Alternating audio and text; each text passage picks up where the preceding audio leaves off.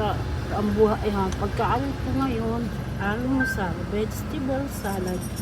Binili lang namin sa truck stop ng asawa ko. Ayan. Ang truck drive, ang buhay namin dito sa truck, halos ito na ang aming bahay.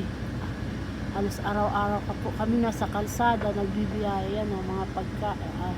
Staka namin ng pagkain. Ayan, dito pa. Ayan o.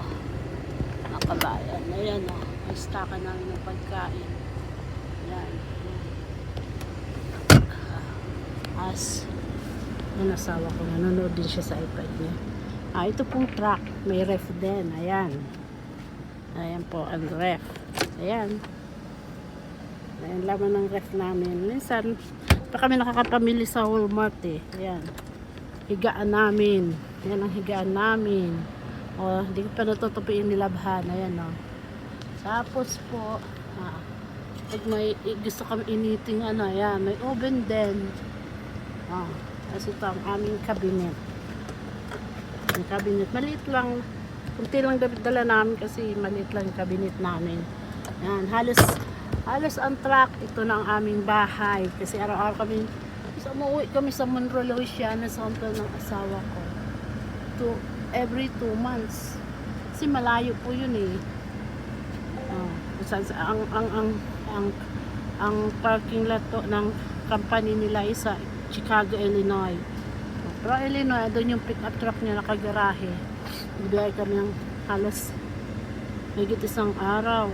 13 hours biyahe papuntang Monroe, Louisiana. Kaya yan na kami umuwi. Halos truck na ang bahay namin. Yan, buhay truck driver. Naliligo po kami sa mga truck stop. Yung mga gasolina, tapos bilhan ng pagkain. May shower room din po. May bayad po. Minsan ibablog ko po. Papakita ko sa inyo kung saan kami naliligo. Pag may ano naman po, alam nyo na, pag yung number 2, dito sa timba, alagyan namin ng garbage bag. Tapos, tatali. Tapos, sa ano, tapon lang saan, basurahan. So, mga basurahan ng truck stop.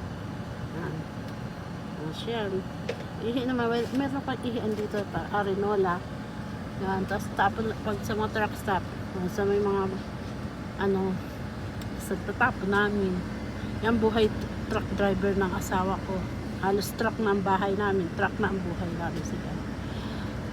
Next vlog ko po, ipapakita ko sa inyo yung truck stop na binibilihan namin mga pagkain. Ayan o. Minsan, enjoy kasi nakakarating sa iba-ibang state sa USA. Pero minsan nakakabagot din. Alam mo lang magawa, ito ang trabaho ng asawa ko. Hindi mga kabayan, babay na.